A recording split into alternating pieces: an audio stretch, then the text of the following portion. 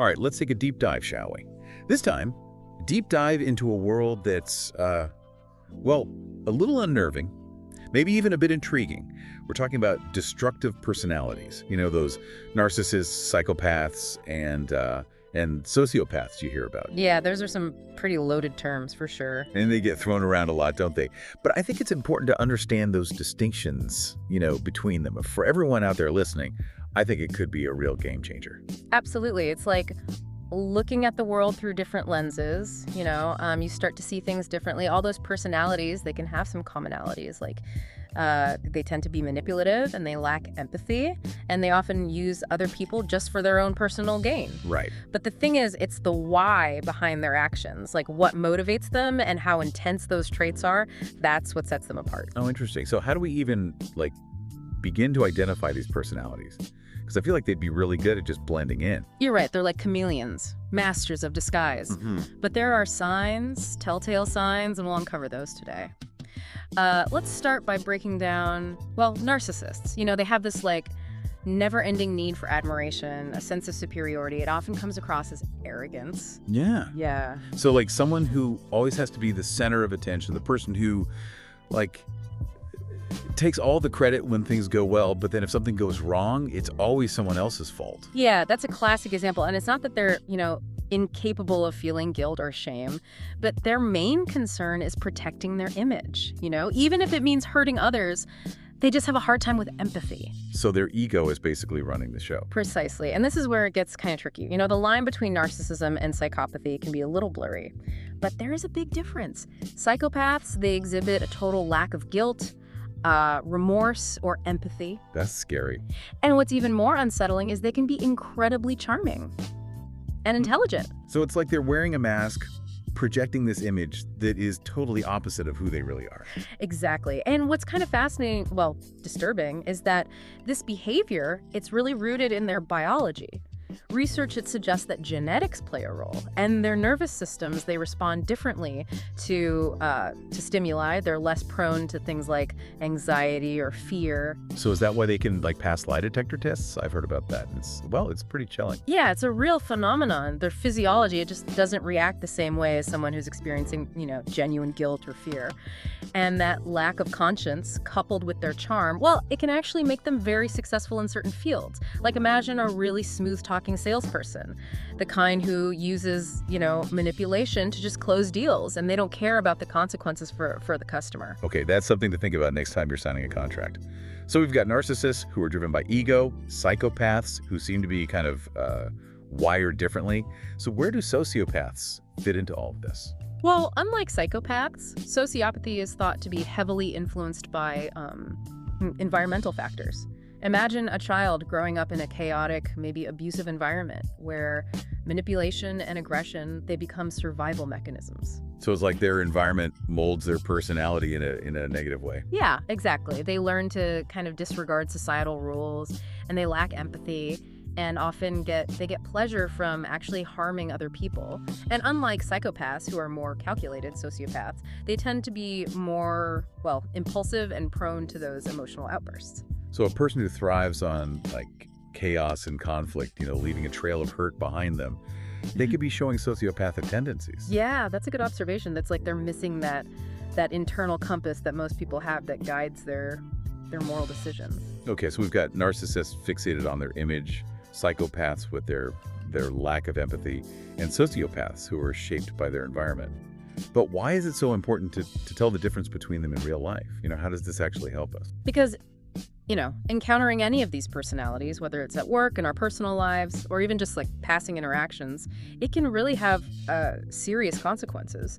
Oh, for sure. Understanding like their motivations and typical behaviors, that's the first step to protecting ourselves. So it's like we've got this insider knowledge, almost like a secret weapon against manipulation. Yeah, that's a great way to put it. You know, it's about recognizing the red flags, understanding those tactics they might use, and then, you know, taking steps to protect ourselves. So what can we actually do? Like, what are some practical ways to do that? Well, one of the most important things you can do is set boundaries. Okay. These personalities, they often thrive on, you know, pushing those limits, testing the waters to see what they can get away with. So it's about drawing that line in the sand and saying, nope, this is where it stops. Exactly. But it's not always that, straightforward. Because remember, these individuals, they can be so charming and manipulative. They might try to guilt you, gaslight you, or make you feel like you're overreacting. It's like they're playing this mind game, trying to like outmaneuver you. That's a good analogy. And just like in any game, knowing those rules and strategies is key. Let's say you have a coworker who's always taking credit for your ideas.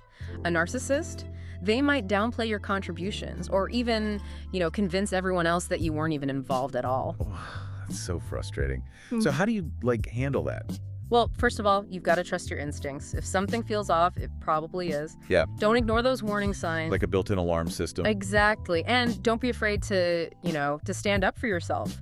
Document your work, be clear about your contributions, and be ready to address it head on. What if confronting it just makes it worse? Yeah, that's a valid concern. Sometimes direct confrontation isn't the best approach, especially with certain personality types, like psychopaths. They often lack empathy, and they have this superficial charm that can be very disarming. So how do you set boundaries with someone who doesn't even, understand boundaries? Yeah. Or care? It's tricky, but not impossible.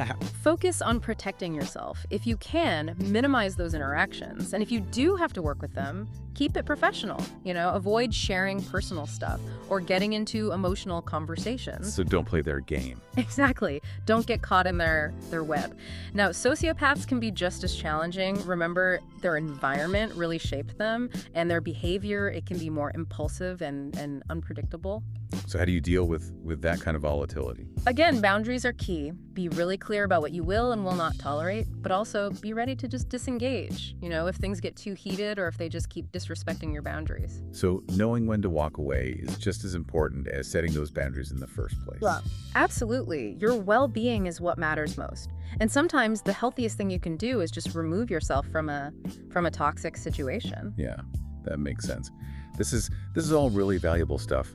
But it can also feel kind of overwhelming. Like you're saying we should be constantly on guard. I get it. It's not about living in fear, Right. or distrusting everyone. It's more about being informed, being able to spot the signs, and having the tools to navigate those difficult interactions. So empowering ourselves to make choices that protect us. Exactly. And, you don't have to do this alone. There are resources out there like therapists, support groups, even online forums where you can, connect with others and learn some really valuable coping skills. That's good to know. This has been, wow, a really eye-opening deep dive. I'm seeing the world in a whole new way now. It's like we've got this new lens. We can see these subtle cues that maybe we wouldn't have noticed before. It makes you wonder, how many times have we encountered these personalities without even realizing it? Yeah, it really does make you think. It just shows how common these personalities can be. They often fly under the radar. Their tactics, they're so subtle and sneaky that they can go unnoticed for years, even decades. Wow. That brings up another point.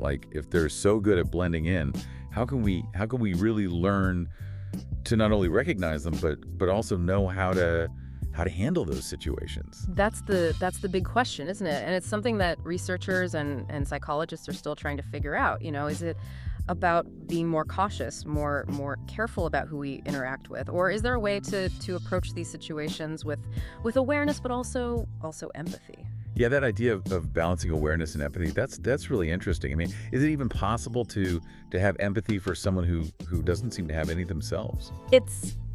It's complicated, and yeah. There's no easy answers. Some experts believe that certain traits like sociopathy, they can be helped with therapy and intervention, especially if it's addressed early on. But others argue that these are just their ingrained patterns, and they're really resistant to change. So it's kind of like that nature versus nurture debate, but with personality types. Yeah, in a way it is. But regardless of the reasons behind it, the impact of these personalities, it's undeniable. It affects individuals and society as a whole.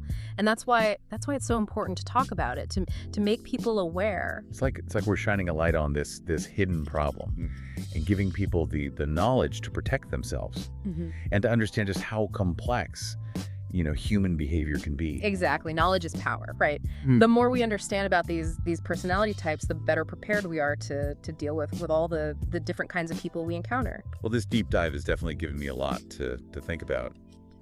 You know, it's a good reminder that there's good and bad in the world, and that trying to understand people, it's a journey. It never really ends. That's true. And as we keep exploring human nature, we should do it with open minds. You know, a little bit of healthy skepticism and a commitment to taking care of ourselves and each other. And to all our listeners out there, keep exploring these topics, and remember, knowledge is your shield, awareness is your guide. Until next time, stay curious, stay informed, and stay safe.